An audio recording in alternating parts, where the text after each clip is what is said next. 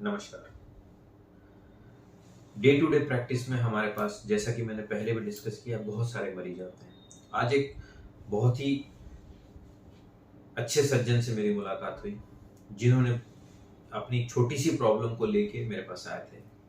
केवल उनके पैरों में दर्द था। 60 साल की उम्र में उनका शरीर बहुत संतुलित, सुरक्षित, सब कुछ था। मैंने उनके पूरी डिटेल हिस्ट्री ली, उनके बारे में पूछा कि आप क्या क्या खाते हैं, कैसे खाते हैं। तो बहुत ही संतुलित जीवन है।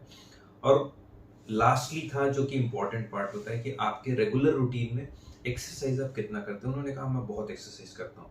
सो मैंने सोचा एक बार एक्सरसाइज के बारे में हम डिटेल से बात कर लेते हैं। तो मैंने पूछा क्या एक्सरसाइज करते हैं, तो उन्होंने बताया मुझे कि अनुलोम विलोम, भस्त्रिका, इस टाइप के बहुत सारे प्राणायाम के नाम बताए, जो केवल श्वास की प्रक्रिया है।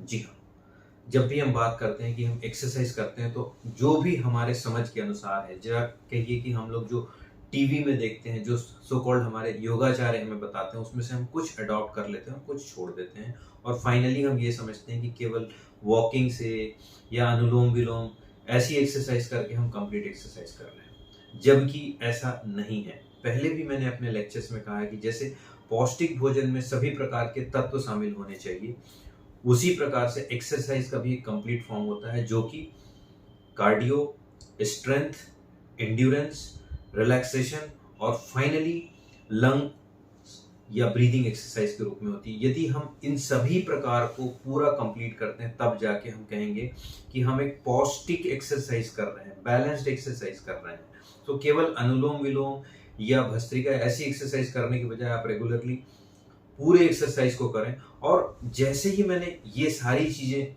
उस सज्जन के साथ में डिस्कस किया, अपने मरीज के साथ में डिस्कस किया, देन दे रियलाइज कि सर हाँ, हमें कुछ जानकारी नहीं थी, या कहिए कि हमें आधी जानकारी थी, जिसके कारण हम इसे कंप्लीट समझते थे।